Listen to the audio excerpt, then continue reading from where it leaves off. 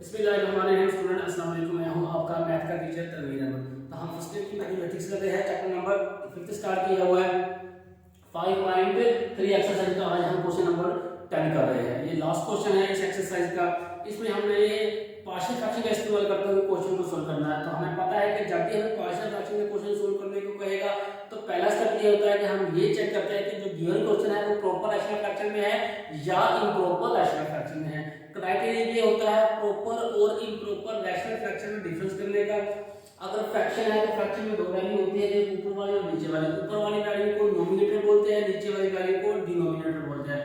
अगर नोमिनेटर में वेरिएबल की पावर छोटी होगी, डिनोमिनेटर में मौजूद वेरिएबल की पावर से, तो ऐसा जो क्वेश्चन होगा वो प्रॉपर रैशनल फ्रैक्शन में होगा। अगर नोमिनेटर में वेरिएबल की पावर छोटी होगी या बराबर होगी या बड़ी होगी, अगर नोमिनेटर में वेरिएबल की पावर बराबर होगी या बड़ी होगी डिनोमिनेटर में मौजूद वेरिएबल की पावर से, तो ऐसा जो क्वेश्चन होगा वो इम्प्रॉपर रैशनल फ्रैक्शन में होगा।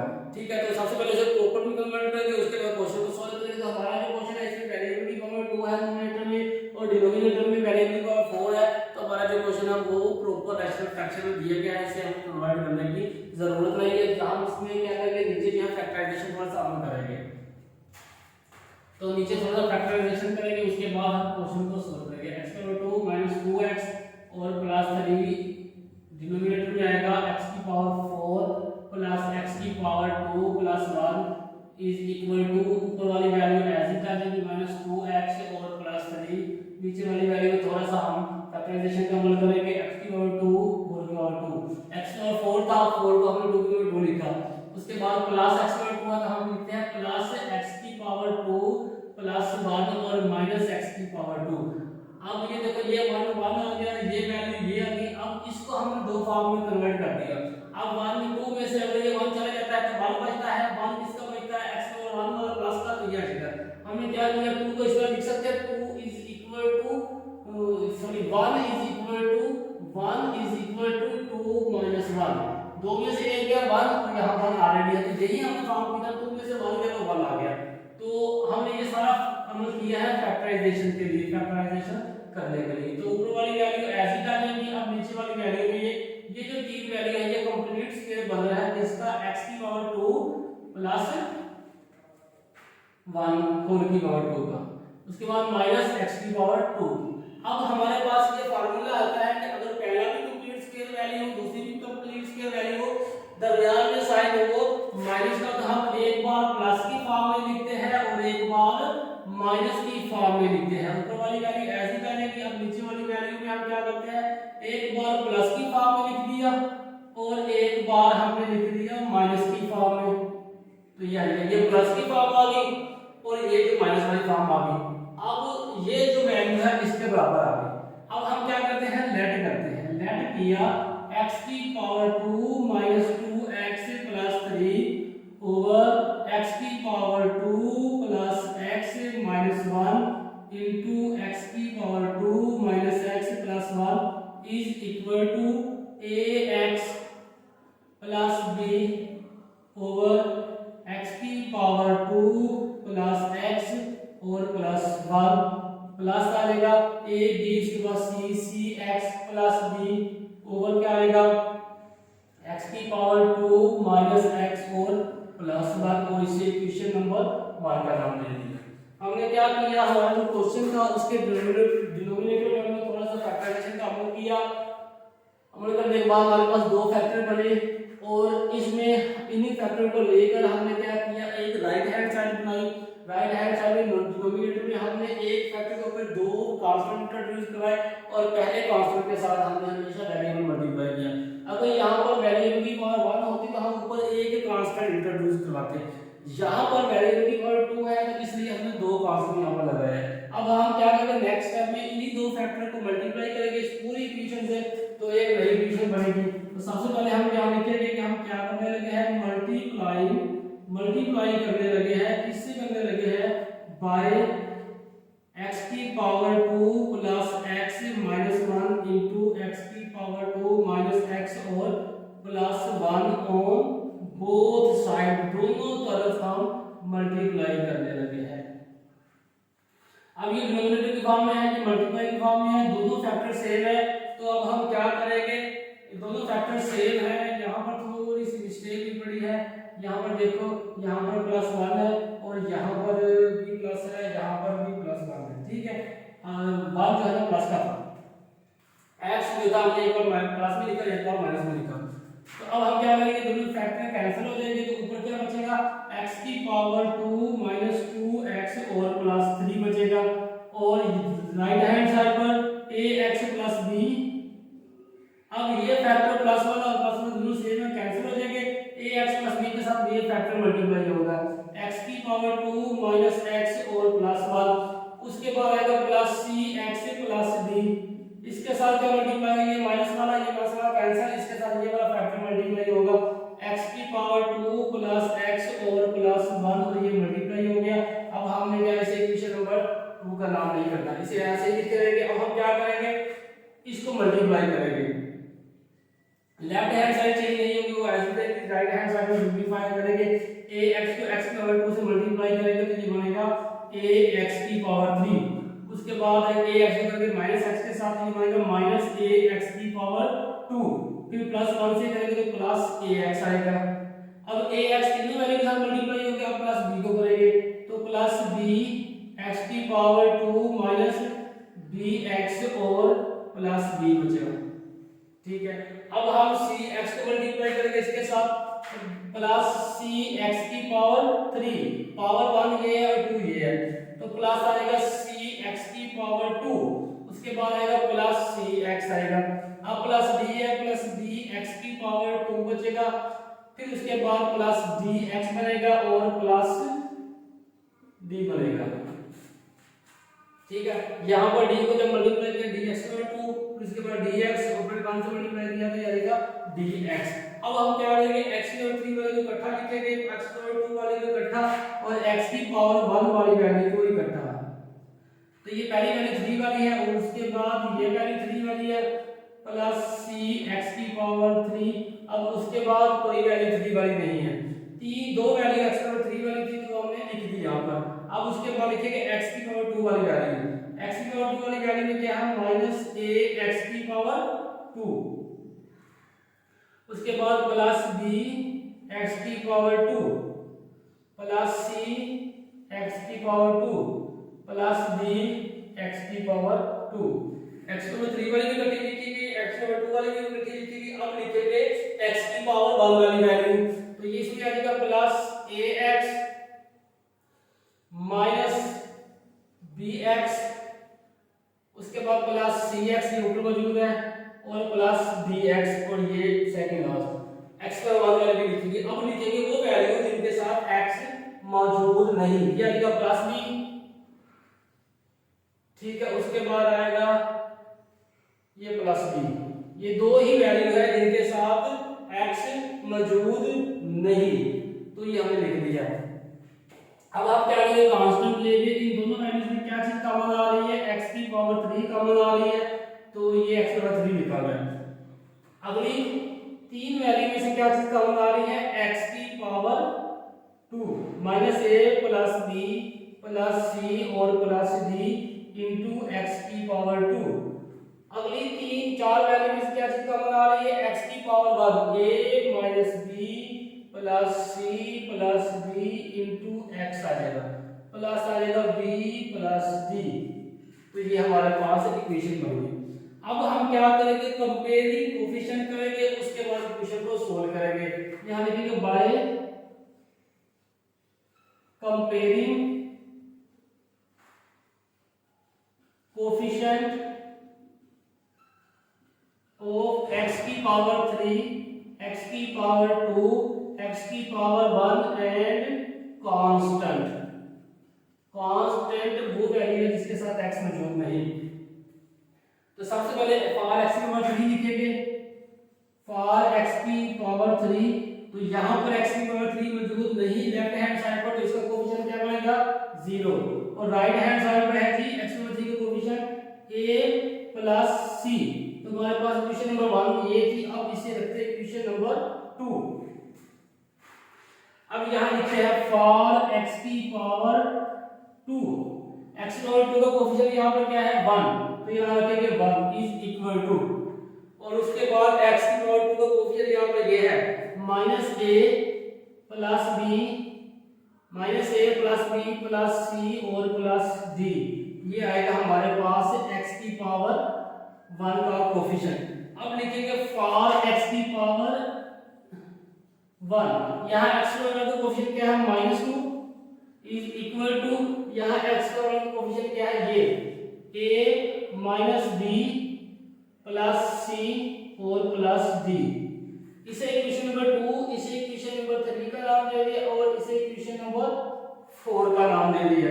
अब यहाँ पर लिखेंगे नेक्स्ट में कौन सी वैल्यू लगेगी है फॉर कांस्टेंट, यानी कि x की पावर 1 वाली भी होगी, x की पावर 2 वाली वैल्यू भी होगी और x की पावर 3 वाली भी होगी। अब आ जाएगा फॉर कांस्टेंट। इसमें कांस्टेंट क्या है 3, लेफ्ट हैंड साइड पे कांस्टेंट क्या है 3 और राइट हैंड साइड पे कांस्टेंट क्या है, ये आ जाएगा b प्लस d। तो b प्लस d आ जाएगा और ये इक्वेशन नंबर 3 थी, 4 थी और लास्ट वाली ये इक्वेशन नंबर 5 आ गई। अब हमारे पास सारी इक्वेशन आ गई। अब हम क्या करेंगे, ये देखना है कि हम किसको ऐड करने से क्या वैल्यू निकलती है। अगर हम a और c को ऐड करते हैं, a और c, तो हमारे पास dd बनता है। ठीक है, पुटिंग यहां लिखेंगे putting equation number 3, putting equation number 2, putting equation number 2 in equation number 3 को हम इक्वेशन नंबर किसमें पुट करेंगे 4 में, इन इक्वेशन 4। अब 4 इक्वेशन क्या है, सबसे पहले तो लेफ्ट हैंड साइड में -2 है, ये मैंने -2 लिख दिया। अब यानी a प्लस c किसके बराबर है 0 के, a प्लस c 0 पुट करेंगे तो मतलब हम क्या करेंगे, यहाँ आएगा 0, उसके बाद -b और प्लस d आ जाएगा। a प्लस c की जगह हमने यहाँ 0 पुट किया तो ये आ जाएगा। तो नेक्स्ट में क्या आ जाएगा -2 इज इक्वल टू -b और प्लस d और इसको इक्वेशन नंबर 6 का नाम दे दिया। अब हम क्या करेंगे, ऐड करेंगे इक्वेशन नंबर 5 और 6, adding equation 5 and equation 6 add किया तो ये 3 is equal to b plus 5 का भी लिख रहा हूं b प्लस d। अब ये आएगा -2 is equal to -b plus d, तो ये आ जाएगा माइनस, ये कैंसिल आ जाएगा, ये आ जाएगा 1 इज इक्वल टू 2d। तो यहाँ पर हमारे पास d का आंसर आ जाएगा 2 इस तरह का डिवाइड हो जाएगा, d किसके बराबर आएगा 1/2, d का एक कांस्टेंट का आंसर आ चुका है। अब हम d की वैल्यू इक्वेशन नंबर इसमें पुट करेंगे, 5 में भी पुट कर सकते हैं और इक्वेशन नंबर 6 में भी पुट कर सकते हैं, जिसमें मर्जी पुट करो तो हमारे पास d का आंसर आ जाएगा। अब लिखेंगे d इज इक्वल टू 1/2, यहां लिखेंगे putting d is equal to 1/2 in equation, कौन सी इक्वेशन में करता हूं मैं, इक्वेशन नंबर 5 में पुट करता हूं। तो ये आ जाएगा 3 आ जाएगा b प्लस d की जगह पुट किया 1/2, तो ये 1/2 इस तरफ आ गया -1/2 बना इज इक्वल टू b। तो हमारे पास एलसीएम आया 2, ये आएगा 6 -1 इज इक्वल टू b। तो यहां से हमारे पास b का आंसर आ गया 5/2। अब ये दो कांस्टेंट का आंसर आ चुका है, बाकी दो कांस्टेंट हमें रहते हैं। अगर हम इक्वेशन नंबर पहले हमने किया था इक्वेशन नंबर 3 और 2 और 4 को, अब हम इक्वेशन नंबर 3 और इक्वेशन नंबर 5 को करते हैं। Putting equation 5 in equation number कौन सी है, इक्वेशन नंबर आ जाएगा 3। पांचवी जो इक्वेशन है उसको हमने पुट करना है इक्वेशन नंबर 3 में। तो 3 में लेफ्ट हैंड साइड क्या है 1, यह आएगा 1 is equal to a plus c और b प्लस d। तो b यहाँ 3 लिखेंगे। 1 minus 3 is equal to minus A और प्लस सी, तो minus 2 is equal to minus A plus C. ये हमारे पास एक नई इक्वेशन बनी, इसको हम इक्वेशन नंबर 7 का नाम दे देते हैं। अब इक्वेशन नंबर 7 और इक्वेशन नंबर 2 को हम ऐड करेंगे तो हमारे पास सी का एक आंसर आ जाएगा। अब यहाँ लिखेंगे एडिंग इक्वेशन 2 एंड इक्वेशन 7। तो इक्वेशन को पहले 2 लिख देंगे, 0 is equal to a plus C. ये आ गई equation number 2, 0 is equal to a plus C. अब इक्वेशन नंबर 7 है, minus 2 is equal to minus a plus C, तो ये cancel, minus 2 is equal to 2c। तो यहां से c का आंसर क्या आया, -1। c का आंसर क्या है यहाँ पर, -1 आ गया। तो अब हम c का आंसर क्वेश्चन नंबर 2 में भी पुट कर सकते हैं, क्वेश्चन नंबर 7 में पुट कर सकते हैं, तो हमारे पास a का आंसर आएगा। तो यहाँ लिखेंगे putting c is equal to -1 in equation 2, तो भी पुट करता हूं मैं। 0 is equal to a plus C है, a हमने फाइंड करना है, प्लस सी की जगह पर -1 पुट किया, और ये 0 इज इक्वल टू a -1, और यहाँ से a का आंसर क्या आ गया, +1। ये -1 होता बाद में +1 आ गया। यहाँ पर कितने का आंसर थे, 1 2 3 4, कितने का आंसर आ गया, 1 2 3 और 4, चारों कांस्टेंट का हमारे पास आंसर आ चुका है। और हमें पता है कि जब भी चारों कांस्टेंट का आंसर आएगा हम उसे क्वेश्चन नंबर 1 में पुट करेंगे तो हमारा क्वेश्चन सोल्व हो जाएगा। अब हम यहाँ पर लिखेंगे पुटिंग ऑल वैल्यूज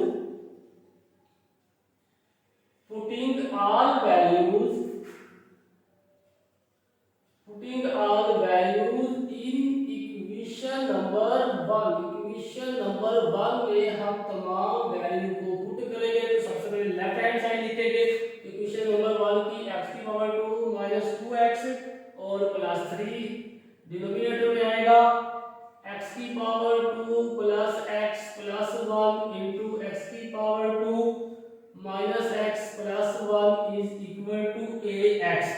a हमारे पास आ गया 1, ये आ जाएगा x, उसके बाद आएगा +b हमारे पास है जी 5/2, डिनोमिनेटर में आएगा x की पावर 2 + x और +1।